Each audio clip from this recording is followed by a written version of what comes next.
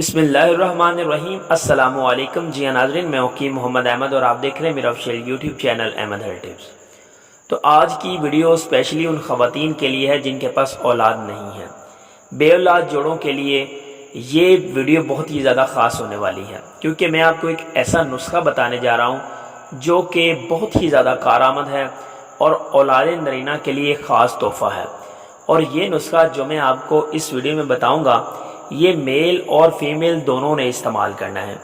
इंशाअल्लाह अज़्ज़ा वजल आपने इसको इस्तेमाल करते रहना है और अल्लाह ताला के हुक्म से आप जल्द अज जल्द कंसीव कर पाओगे। अगर आपकी तमाम रिपोर्ट्स ठीक हैं, मेल में कोई मसला नहीं है, फीमेल में कोई मसला नहीं है, तो आपने ये मेडिसिन इस्तेमाल करनी है, ये देसी दवाई इस्तेमाल करनी है। इंशाअल्लाह अज़्ज़ा वजल बहुक्म इलाही अल्लाह ताला की ज़ात आपको औलाद जैसी नेमत जो है वो ज़रूर अता फरमाएगी। और वीडियो में मज़ीद आगे बढ़ने से पहले एक छोटी सी दुआ भी कर लें कि अल्लाह ताला की ज़ात दुनिया के तमाम बे औलाद जोड़ों को औलाद नरीना अता फरमाए। मैं कोई आलिम ये इतना नेक सीरत इंसान तो नहीं कि मेरी हर दुआ कबूल हो जाए, लेकिन हो सकता है कि आपकी एक छोटी सी आमीन कहने से मेरी दुआ कबूल हो जाए और किसी बहन के आंगन में फूल खिल जाए। तो आपने क्या करना है, बाज़ार से आपको एक जड़ी बूटी है वो बाआसानी मिल सकती है, उसका नाम है असगंध नागौरी। असगंध नागौरी ये जो जड़ी बूटी है ये मेल और फीमेल दोनों के लिए बहुत ही ज़्यादा कारआमद और बहुत ही ज़्यादा अच्छी है। इसमें जो सबसे बड़ी बात है वो ये है कि जो मेल की मोर्टेलिटी होती है जरासीमों की वो बेहतर करती है, और ख़वातीन के जो एग्स की क्वालिटी होती है उसको बेहतर करती है, और बेबी पैदा करने की जो सलाहियत होती है मेल और फीमेल दोनों में बढ़ाती है।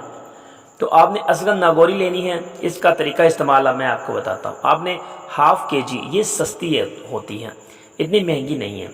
आपने हाफ़ केजी असगंध नागौरी लेनी है और इसको बारीक पीस कर सफ़ूफ बना लेना है। और कोशिश आपने ये करनी है कि आप देसी जो है गुड़ का इस्तेमाल कर लें। अगर आप देसी गुड़ इस्तेमाल नहीं करना चाह रहे तो आप चीनी का भी इस्तेमाल कर सकते हो। अगर आपने आधा किलो असगंध नागौरी ली है और आधा किलो ही आपने चीनी या गुड़ ले लेना है।